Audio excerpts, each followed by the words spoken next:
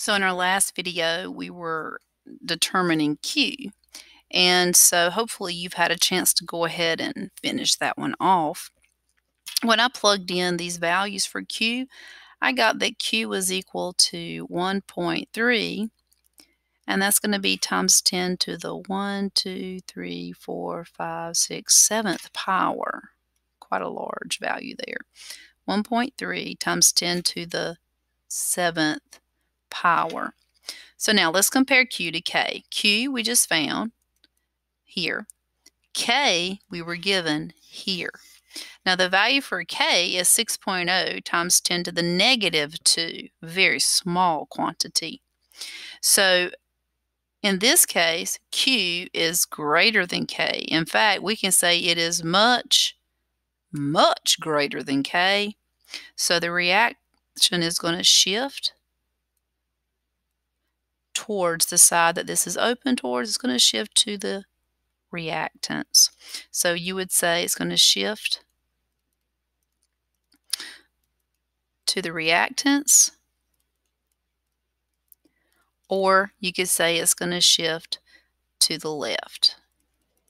And it will shift until equilibrium is established. We will actually look at B and C in class together, but you would solve them the same way. Remember, if Q equals K, it's already at equilibrium. If Q is greater than K, then it's going to shift towards the reactants. And if Q is less than K, it's going to shift towards the products. So in part 4 of our notes, we're going to talk about how to solve equilibrium problems. These are the 7 steps that you always want to follow, and in this I'm going to share with you one of the most important problem-solving techniques that we're going to learn this semester. And we will be using this in all 3 of our equilibrium units or chapters. So the first thing you always got to make sure of in any kind of problem that you do in chemistry is that your equation is balanced. So make sure your equation is balanced. The next thing you want to do is write your equilibrium expression, which means you're going to use the law of mass action and set up your equilibrium expression. The third thing is you're going to ice your problem. Now, icing the problem is just an acronym that stands for listing your initial concentrations and or pressures. That's where the I, initial. Then you're going to calculate Q. Sometimes you don't have to calculate Q. Sometimes you can determine the shift without calculating Q, and I'll show you how in the examples. But if needed, you need to calculate Q and then determine the shift.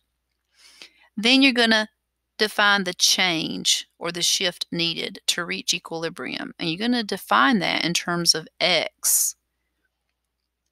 So that's where the C in ice comes from. That's your change needed to reach equilibrium. That's the shift needed.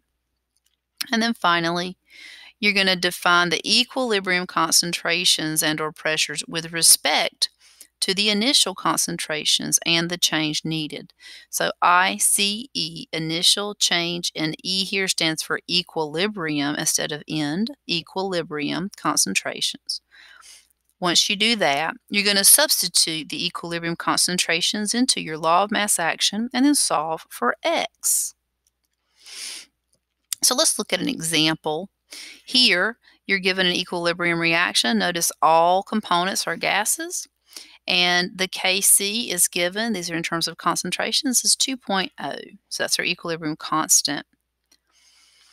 Now in this problem, I want you to assume that you're starting with 8 molar of water and 8 molar of carbon monoxide. None of the products are present initially. If there had been some present, they would have told you.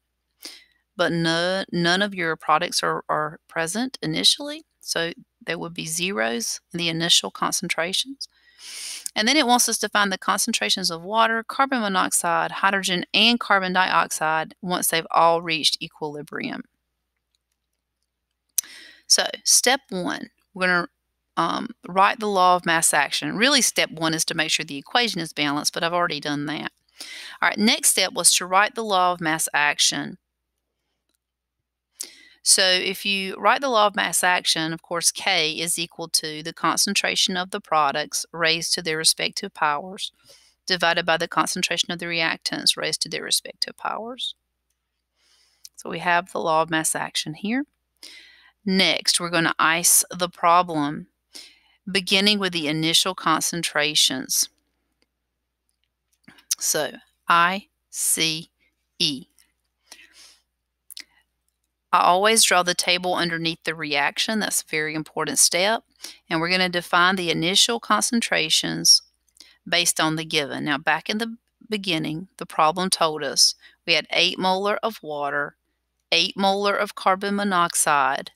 None of the products were mentioned, so 0 molar and 0 molar.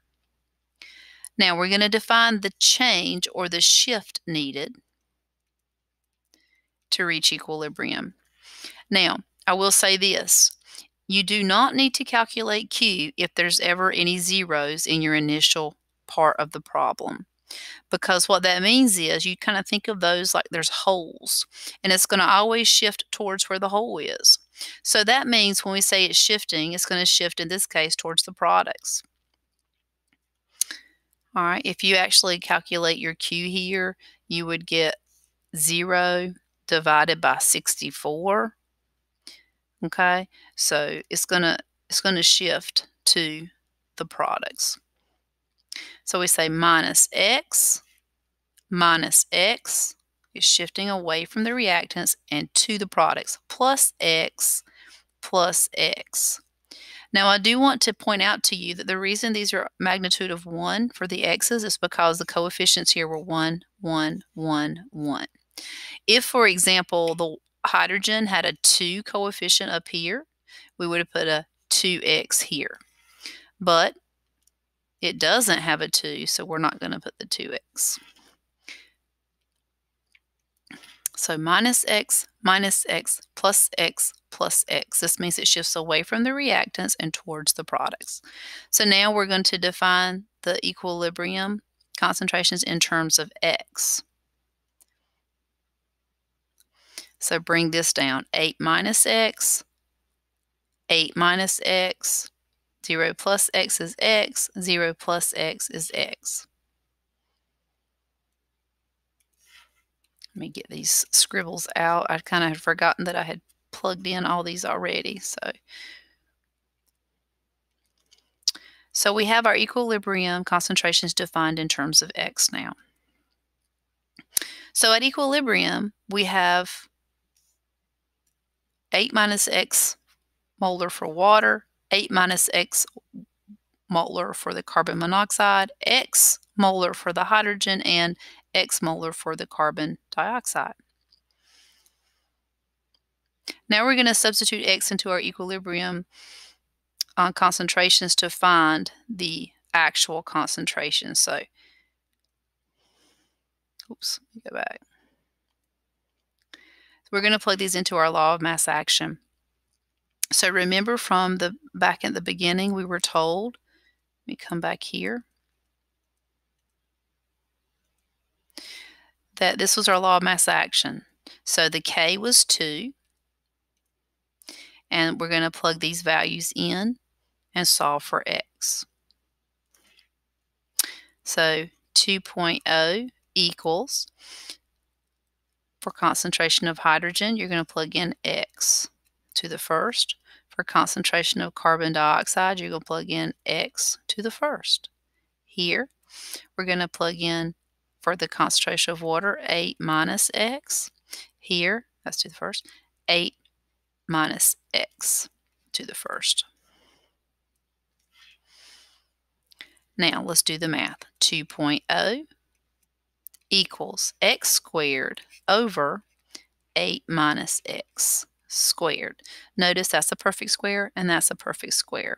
So since both of these are perfect squares, we can take the square root of both sides. The square root of 2 gives you 1.4, and the square root of this side is going to leave you with x over 8 minus x. Now cross multiply. 1.4